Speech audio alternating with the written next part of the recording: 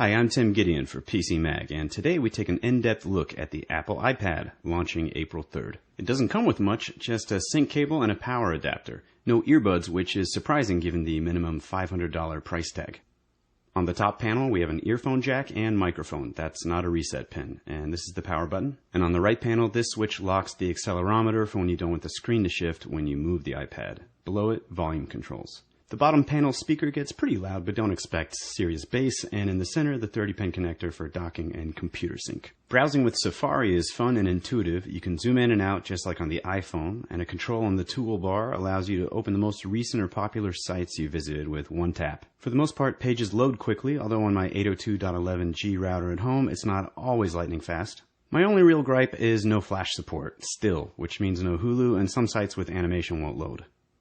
The Mail app is easy to set up with support for Microsoft Exchange, Gmail, Yahoo, AOL, and MobileMe, but unlike the others, Gmail won't push your mail unless you set it up via Microsoft Exchange. Since Exchange can only run one account at a time, you wouldn't be able to access your corporate email if you did that. That's more of a knock on Gmail than the Mail app, however. Saving attachments like photos is easy. They get filed away in the Photo app. You can download Word documents sent via email and convert them to Pages files too. Pages does a great job of making a near identical file. You do your work, save, and send it out again if you want as a Word doc via the Mail app. I typed my entire review this way.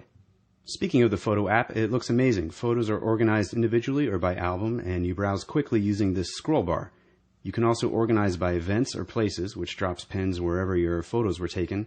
A great feature for travelers and maybe private detectives. You can also browse by events or faces. Look, this is our friend Liz. Hey, Liz. One stealth use for the iPad might be as a digital frame when you aren't using it for anything else. The 9.7-inch screen's 1024 by 768 resolution does wonders for high-res images. The screen size allows for more information to be displayed at once, hence the iPod app looks similar to iTunes on your computer. Clicking on an album will display full-size artwork. Tapping on it again gives you track lists, which you can then tap on to play.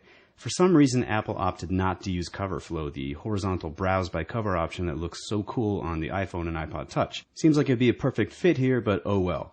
Of course, the iPad has iBooks, and they look great. It'll be interesting to see if the Kindle and other ebook readers stay in the game, or if Apple will dominate the market like they do the MP3 player market. You can search an iBook for anything, and if it finds what you're looking for, tapping the search result takes you to the page it's on.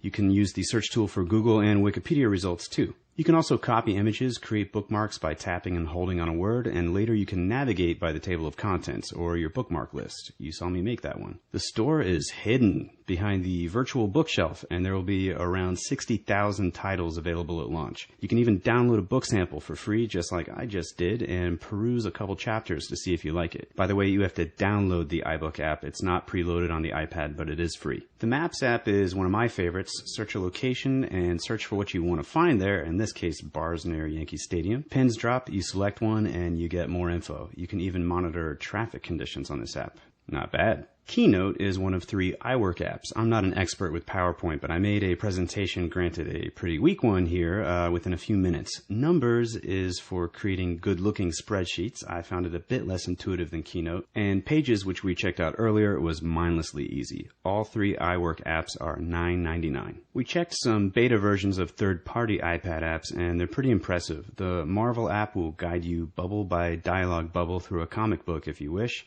or you can just zoom in on images. This periodic table app blew my mind. If I had this when I was a kid, maybe I would have been a better student.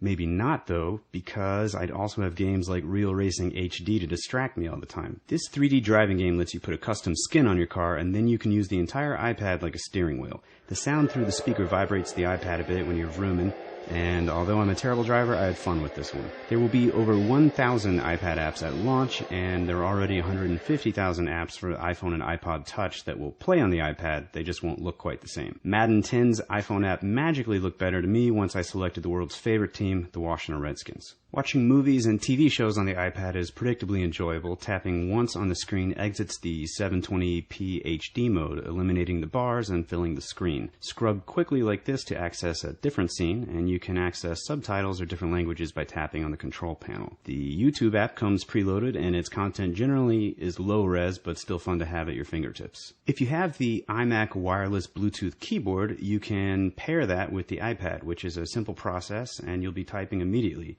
But you cannot pair the Magic Mouse or any other mouse for that matter.